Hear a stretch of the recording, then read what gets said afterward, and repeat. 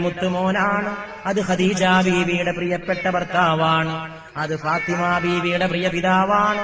അത് ഹസൻ ഹുസൈനാരുടെ പ്രിയപ്പെട്ട പിതാമഹനാണ്. അത് സെയ്ദിന്റെ പ്രിയപ്പെട്ട യജമാനനാണ്. അത് ലോകത്തിന് മുഴുവൻ അധ്യാപകനാണ്. അത് പ്രപഞ്ചത്തിന്റെ അഭ്യുദയകാംക്ഷിയാണ്. അത് മാനവ കുടുംബത്തിന്റെ കുലഗുരുവാണ്.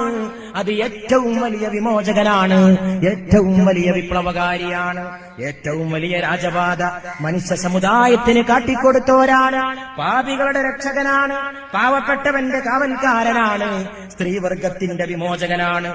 തൊഴിലാളി വർഗത്തിന്റെ ഉത്ഥാന നായകനാണ്. പ്രപഞ്ചത്തിന്റെ അനുഗ്രഹമാണ്. പൂക്കളുടെ സുഗന്ധമാണ്.